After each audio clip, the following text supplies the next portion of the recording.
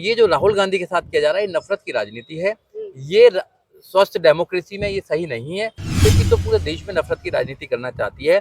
जो विपक्ष के नेता हैं उन सब पर ईडी, सीबीआई, कोर्ट कचहरी इन सब के मामले में फंसाकर उनकी जवान आवाज को बंद करना चाहते हैं। लोकतंत्र में वैसे तो ये कहते हैं कि सोने की चिड़िया बनाना चाहते हैं हम। कैसे सोने की चिड़िया बनाना चाहते हैं इस देश के लिए, जब आप नफरत के बीज बो रहे हैं, जब आप हिंदू मुसलमान की बात कर रहे हैं। बीजेपी पे सिर्फ धर्म, हिंदू मुसलमान, गाय गोबर की अगर बात निकाल दी जाए तो कुछ भी नहीं बचा उनका। कोई आदमी अगर समाज के लिए लड़ रहा है तो गोली चला दी जाती है, किसी को जेल में डाल दिया जाता है, कोई लॉ एंड ऑर्डर नहीं है। आप महिला सुरक्षा की बात करते हैं, महिला सुरक्षा बिल्कुल देश के अंदर नहीं है। आप रोजगार की बात करते हैं, रोजगार बिल्कुल नहीं है। नौजवान लोग हैं भटक रहे हैं, सत्ता में उनको सोचना चाहिए कि सत्ता परमानेंट नहीं है। हर 5 साल के बाद जनता पर आपका जो भविष्य है वो डिसाइड करने का मौका मिलता है, वोट डालने का मौका मिलता है। इस वोट से राजा बनाए जाते हैं, इस वोट से मिनिस्टर बनाए जाते हैं, सीएम बनाए जाते हैं, पीएम बनाए जाते हैं। तो ये परमानेंट नहीं है आपकी सीट। मोदी जी आपको भी हटाया जा सकता है। नमस्कार, आप सभी का स्वागत है। मैं हूं आपके साथ निधि उपाध्याय। राहुल गांधी डिफेमेशन केस में एक बार फिर से राहुल गांधी को बड़ा झटका लगा है। बता दें कि एक बार फिर से गुजरात हाई कोर्ट ने राहुल गांधी की सजा को बरकरार रखते हुए फैसला सुना दिया है। उन्होंने कहा कि जो निचली अदालत ने जो फैसला दिया था उस पर ये कायम रखेंगे, और इसके साथ उन्होंने ये भी कहा कि राहुल गांधी पर ऑलरेडी 10 केस जो है वो पेंडिंग है। और इस पूरे मुद्दे पर बातचीत करने के लिए आज हमारे साथ सुप्रीम कोर्ट के वकील सुजीत सम्राट जी मौजूद है। सर, क्या कुछ कहेंगे? एक बार फिर से राहुल गांधी की जो 2 साल की सजा थी वो बरकरार है? नहीं, गुजरात हाई कोर्ट ने जो लोअर कोर्ट का डिसीजन था उसको बरकरार रखा है। मैं ये कहना चाहता हूँ, देखो ये नफरत की राजनीति करने वाले लोग हैं, चाहे कांग्रेस हो चाहे बीजेपी हो। राहुल गांधी तो नफरत की राजनीति नहीं करते हैं, क्योंकि वो तो सुलझे हुए नेता हैं और वो प्यार की बात करते हैं, मोहब्बत की बात करते हैं। बट अगर पुरानी कांग्रेस को आप देखे जाएंगे तो 1975 में भी घोषित यहाँ पर इमरजेंसी लगाई गई थी। उनकी दादी ने भी लोगों को जेल भेजने का काम किया था। तो आज ये लोग हैं जो बीजेपी के लोग हैं, वो भी नफरत की राजनीति कर रहे हैं। और बहन कुमारी मायावती ने इस पर एक ट्वीट भी किया था कि दोनों जो पार्टियां हैं, चाहे वो कांग्रेस है चाहे बीजेपी है, वो समय समय पर जब सत्ता में आती है तो नफरत की राजनीति करती हैं, और उनकी नफरत देश के लोग अच्छी तरह जानते हैं। तो ये जो राहुल गांधी के साथ किया जा रहा है ये नफरत की राजनीति है। ये स्वस्थ डेमोक्रेसी में ये सही नहीं है, क्योंकि देखिए जो बयान था वो राजनीतिक बयान था, तो उसको राजनीतिक रूप से लेना चाहिए था। इन्होंने क्या कहा कि उनकी सदस्यता भंग करा दी और उनका जो एकोमोडेशन था वो भी ले लिया, और फिर आगे 6 साल के लिए उनको उनको बंद भी कर दिया है कि वो चुनाव नहीं लड़ पाएंगे। तो ये सरासर ये नफरत की राजनीति है, और बीजेपी तो पूरे देश में नफरत की राजनीति करना चाहती है। जो विपक्ष के नेता हैं उन सब पर ईडी, सीबीआई, कोर्ट कचहरी इन सब के मामले में फंसाकर उनकी जवान आवाज को बंद करना चाहते हैं। लोकतंत्र में नेताओं की जो विपक्ष है उनकी आवाज को बंद नहीं करना चाहिए। लोकतंत्र में लोकतंत्र की तरह लेना चाहिए। मगर जो मौजूदा सरकार है वो विपक्ष को विपक्ष मानने के लिए तैयार नहीं है, वो दुश्मन मानती है। और वो ऐसे जो मुकदमे होते हैं उनमें वो कोर्ट के माध्यम से अपने लोगों के द्वारा ऐसे मुकदमों में वो ऑर्डर कराने का काम करते हैं, जो सरासर गलत है। ऐसा नहीं होना चाहिए। देखिए, देखा जाए तो गुजरात हाई कोर्ट के फैसले के बाद अभिषेक मनु सिंघवी गुजरात कांग्रेस के अध्यक्ष हैं, उन्होंने ये बोला, उन्होंने प्रेस कॉन्फ्रेंस करते हुए कहा कि ये जो संविधान के तरीके से नहीं चल रहे हैं, और ये कहीं ना कहीं जो अपने जो तरीके हैं वो आजमाने की कोशिश कर रहे हैं कि राहुल गांधी जो है वो चुनाव न लड़ पाए। लेकिन उन्होंने कहा कि राहुल गांधी चुनाव जरूर लड़ेंगे। देखिए जो अभिषेक मनु सिंघवी है वो राहुल गांधी के एडवोकेट ने, हाई कोर्ट में उन्होंने रिप्रेजेंट किया था, सुप्रीम कोर्ट में भी रिप्रेजेंट करेंगे।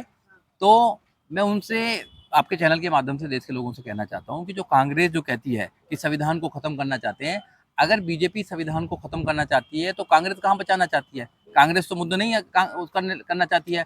बीजेपी के खुद लोग कहते हैं कि हम इस संविधान को खत्म करना चाहते हैं। उनका एक मिनिस्टर थे अनंत कुमार हेगड़े कहते हैं कि we are here to destroy the constitution of India. हम भारत के संविधान को खत्म करना चाहते हैं। और जो सरकार, मौजूदा सरकार बीजेपी की सरकार में संविधान के जितने भी अधिकार है उनको सबको खत्म किया जा रहा है, धीरे धीरे खत्म किया जा रहा है। मगर कांग्रेस तो सिर्फ अपनी राजनीति को रिवाइव करने में लगी हुई है। जो रियल मुद्दे हैं उनको कहीं ना कहीं कांग्रेस एक जोरदार तरीके से नहीं उठाने का काम कर रही है। वो कांग्रेस को भी कमजोर कर रहे हैं, बीजेपी करना चाहती है। कांग्रेस वाले ये भी कह रहे हैं कि राहुल गांधी संसद में मुद्दा उठाते थे, अब पहले राहुल गांधी को संसद में बोलने नहीं देते थे, और अब उन्हें संसद से ही बाहर कर दिया गया है। देखिए राहुल गांधी को भी ये सोचना चाहिए कि ये देश में डेमोक्रेसी है, यहाँ पर जो स्टेटमेंट है वो अच्छी तरह स्टेटमेंट देना चाहिए। पहली बात तो मैं किसी भी ऐसे स्टेटमेंट से बिल्कुल भी मैं उसका समर्थन नहीं करता हूँ जो दूसरे की भावनाओं को ठेस पहुंचाए, पहली बात। दूसरी बात यह है कि अगर चलो मुकदमा भी था तो राहुल गांधी जी को एक अच्छी लीगल टीम लगानी चाहिए थी, उन्होंने उसको बहुत ही इजी लिया। क्रिमिनल केस में कभी भी जो अपराधी हैं उसको अपने एडवोकेट्सों को अच्छी तरह गाइड करके उनको सही तरीके से रिप्रेजेंट कराने की बात करनी चाहिए। अगर लोअर कोर्ट में इसको सही तरीके से अगर इसको लड़ा जाता केस को तो यहाँ तक नौबत नहीं आती है। और अभी भी उनके पास मौका है, बीजेपी को एक मौका मिल गया उनको पार्लियामेंट से बाहर भेजने का और 6 साल के लिए उनको राजनीति से बाहर भेजने का, तो बीजेपी तो करेगी करेगी क्योंकि वो विपक्ष को खत्म करना चाहती है। यहाँ तो राहुल गांधी की बात है, अगर कोई स्टेटमेंट दे देता है बीजेपी के खिलाफ तो उन पर एनएसए लगा दिया जाता है, चाहे दलित हो मुस्लिम हो उन पर एनएसए लगा कर जेल में डाल दिया जाता है। तो आप सबसे पहले ये सोचना पड़ेगा आपको कि आप डेमोक्रेसी में रहते हैं, आप संविधान के राज्य में रहते हैं, तो नफरत की राजनीति मत करो, ये नफरत की राजनीति है। काश कल दूसरों की अगर सरकार आएगी तो क्या वो आपके साथ नहीं करेगी? तो फिर ऐसे ही करते रहो, एक दूसरे से बदला लेते रहो। ये बदले की भावना से राजनीति नहीं होती है, राजनीति देश को आगे बढ़ाने के लिए होती है। वैसे तो ये कहते हैं कि सोने की चिड़िया बनाना चाहते हैं हम, कैसे सोने की चिड़िया बनाना चाहते हैं इस देश के लिए जब आप नफरत के बीच बो रहे हैं, जब आप हिंदू मुसलमान की बात कर रहे हैं। बीजेपी पे सिर्फ धर्म, हिंदू मुसलमान, गाय गोबर की अगर बात निकाल दी जाए तो कुछ भी नहीं बचा उन पे। वो कभी एजुकेशन की बात नहीं करते हैं, एजुकेशन को खत्म करने का काम कर रहे हैं। वो लॉ एंड ऑर्डर की बात नहीं करते हैं क्योंकि लॉ एंड ऑर्डर बिल्कुल कमजोर है? एक आदमी पे कोई आदमी अगर समाज के लिए लड़ रहा है तो गोली चला दी जाती है, किसी को जेल में डाल दिया जाता है, कोई लॉ एंड ऑर्डर नहीं है। आप महिला सुरक्षा की बात करते हैं, महिला सुरक्षा बिल्कुल देश के अंदर नहीं है। आप रोजगार की बात करते हैं, रोजगार बिल्कुल नहीं है, नौजवान लोग हैं भटक रहे हैं। आप धार्मिक कार्यों के लिए तो आप लोगों को उत्साह देते हैं, प्रोत्साहन देते हैं, आप लोगों को फूल बरसाने का काम करते हैं, उनकी जय जयकार करते हैं, इनके मिनिस्टर हैं, इनके एसएसपी हैं, फूल बरसाते हैं जब कोई कावड़ लेके आता है। और वही लोग अगर पढ़ाई के लिए बात करते हैं, रोजगार के लिए बात करते हैं, डंडा बरसाने का काम करते हैं। तो ये धर्म के नाम पर चलने वाली जो राजनीति है ये देश से खत्म होनी चाहिए, मुद्दों के नाम पर राजनीति चलनी चाहिए। और जब मुद्दों के नाम पर देश राजनीति चलेगी, लोगों को अवेयर करा जाएगा, तो जो सही शासक है वो चुनकर आएगा। और जो एक लगातार विपक्ष को रोकने का काम करते हैं, चाहे वो राहुल गांधी हो चाहे लोगों को, ये सरासर गलत है, ऐसा नहीं होना चाहिए। बड़ी सोच बनानी चाहिए। बहुत सारी चीजें निकल जाती हैं, बहुत सारी चीजें हो जाती हैं, पर दूसरे जो सत्ता में है उनको सोचना चाहिए कि सत्ता परमानेंट नहीं है। हर 5 साल के बाद जनता पर आपका जो भविष्य है वो डिसाइड करने का मौका मिलता है, वोट डालने का मौका मिलता है। इस वोट से राजा बनाए जाते हैं, वोट से मिनिस्टर बनाए जाते हैं, सीएम बनाए जाते हैं, पीएम बनाए जाते हैं। तो ये परमानेंट नहीं है आपकी सीट। मोदी जी आपको भी हटाया जा सकता है, ये आपकी समझ में आना चाहिए। तो आपको क्या लगता है कि आप एक वकील हैं और ऐसे में जो मामला है पूरा जो राहुल गांधी डिफेमेशन केस है अब वो सुप्रीम कोर्ट जाने वाला है, सुप्रीम कोर्ट में क्या कुछ रहेगा आगे की जो लीगल जो प्रोसेस है वो क्या कुछ रहने वाला है, क्या कुछ कैसे देखिए जो हाई कोर्ट का ऑर्डर है उसके लिए अपील करी जाएगी, सुप्रीम कोर्ट बचा हुआ है। सुप्रीम कोर्ट जो फाइनल डिसीजन देगा, जो भी सुप्रीम कोर्ट मोहर लगाएगा उस पर राहुल गांधी को भी रहना पड़ेगा और सबको लेना पड़ेगा। पर अफसोस की बात तो है कि जो कोर्ट में है न्याय कहाँ मिल रहा है, कोर्ट में न्याय नहीं मिल रहा है। बहुत सारे लोग ये कहते हैं, बीइंग ए लॉयर मैं भी ये महसूस करता हूँ कि कोर्ट को जो सही न्याय देना चाहिए वो न्याय नहीं दे पा रहे हैं। कहीं ना कहीं कोर्ट इन्फ्लुएंस में है आज की डेट में। कोर्ट को और जो इंडिपेंडेंट जो इन्वेस्टिगेशन वो है एजेंसी है उनको भी अपने कब्जे में सरकार ने ले रखा है।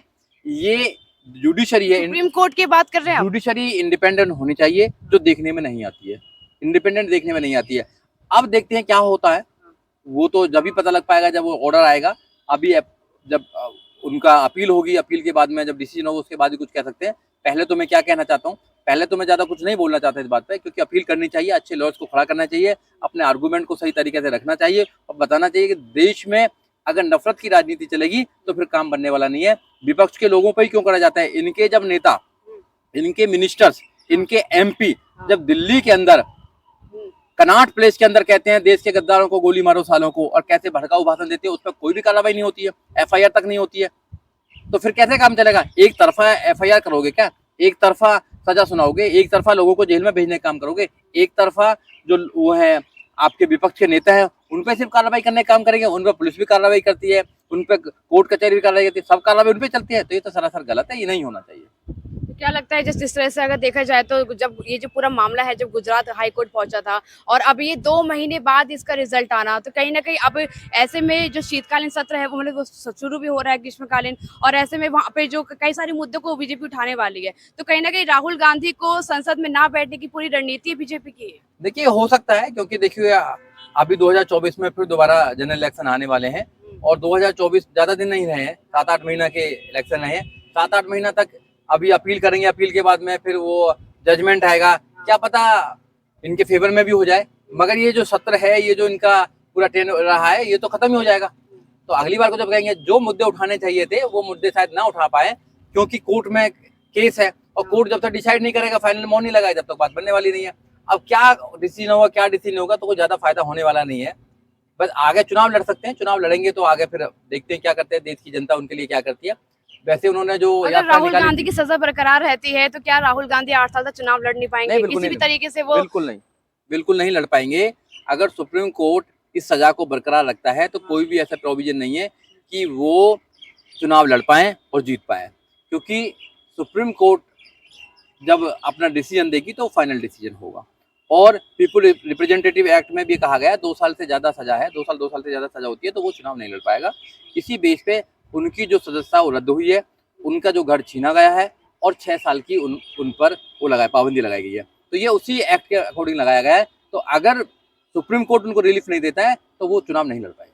जैसे अभी आपने कहा कि 2 साल या 2 साल से ज्यादा की जब सजा मिलती है तो कोई भी जो नेता है वो चुनाव नहीं लड़ सकता।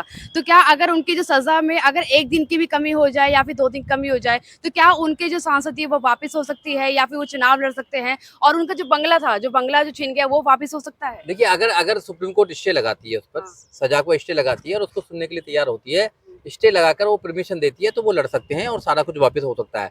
ये डिपेंड करता है सुप्रीम कोर्ट पे कि सुप्रीम कोर्ट उसको कैसे लेते हैं। तो डिपेंड कोर्ट पे करता है। अब जो गेंद है वो कोर्ट के पाले में है, कोर्ट डिसाइड करेगा और कोई डिसाइड नहीं कर सकता है। और कोर्ट डिसाइड करने के बाद ही इसमें होगा कि वो चुनाव लड़ पाएंगे, उनकी सदस्यता फिर दोबारा बहाल हो पाएगी, नहीं हो पाएगी, उनको घर मिल पाएगा, वो कोर्ट डिसाइड करेगा और कोई डिसाइड नहीं कर सकता है। कोर्ट का इंतजार करना पड़ेगा, अपील करनी पड़ेगी तो हाई कोर्ट के ऑर्डर के खिलाफ, और फिर कोर्ट सुप्रीम कोर्ट क्या बोलता है उसके अकॉर्डिंग देखा जाएगा, जब भी हम बता सकते हैं क्या होता है।